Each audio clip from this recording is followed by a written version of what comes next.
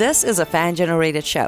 If you would like to support us, please go to jamieglazov.com and also don't forget to subscribe to our YouTube channel. And make sure to order Jamie Glazov's new critically acclaimed jihadist psychopath. How he is charming, seducing, and devouring us. All your support is greatly appreciated. Hello, this is the Anne-Marie Waters moment brought to you by the Glazov Gang. Who is responsible for the global coronavirus pandemic? In other words, who is responsible for the complete and unprecedented shutdown of the world's economy, particularly in the Western world? Well, the immediate answer is China. And on the face of the facts, yes, it is China. The virus started in China, probably in one of their disgusting wet markets, which are not just horrifically cruel to animals, but which contain animals from the wild which should never be held together in cramped, filthy conditions, slaughters them to order. It is the most disgracefully unhygienic practice, and China should and must be held to account for it. But there is a bigger picture here, and it's not so easy to place the blame on China in that bigger picture. For decades now, Western governments have been selling our manufacturing to China. They've been outsourcing it for years. And not only has that resulted in loss of jobs here and creativity and high value, high standard products, but it has given China the whip hand over the rest of the world. So much is manufactured there that we feel threatened. We feel we are bullied by China. The threat to the superpower status of the United States is enormous now from China, and it is catching up to the US as global superpower. And this coronavirus pandemic will only speed that up. What's extraordinary is that we are spending our money buying medical equipment to treat patients of this virus from China. Here in Britain, our government didn't buy from British manufacturers, it bought from China. One study has shown that a staggering 97% of antibiotics in the US are sourced from China. China is therefore a very, very real global threat, and it is hot on the heels of the United States. And the world organisations like the UN and certainly the WHO, I have no doubt, would be very, very happy to see China usurp the United States.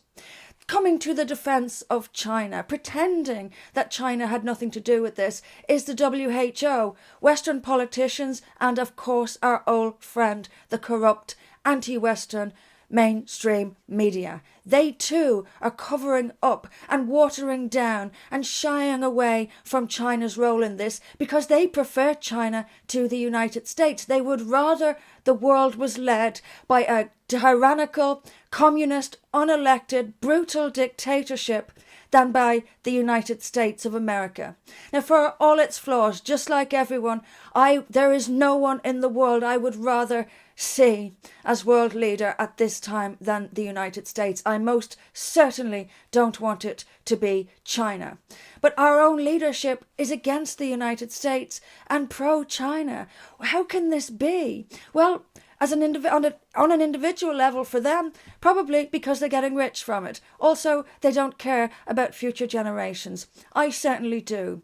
China is a country where people disappear. It's a place of mobile execution units. It's a place of grotesque cruelty. It's a place of dark oppression. It's a place of harvesting organs of prisoners. It is a brutal, soulless, communist dictatorship that has only grown its economy like it has in order to stay in power. It has not become the democratic free trade country it promised to become.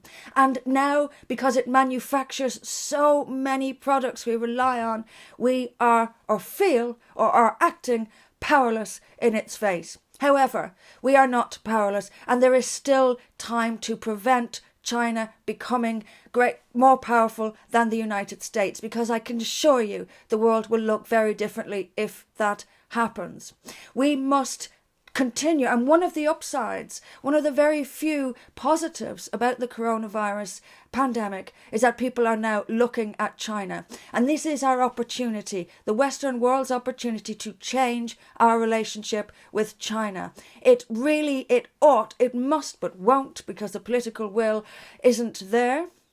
But it should be handed a massive bill for the damage, the economic damage it has caused around the world. Punished with trade sanctions, whatever it may be, we must make sure the world understands why this happened and punish China for it.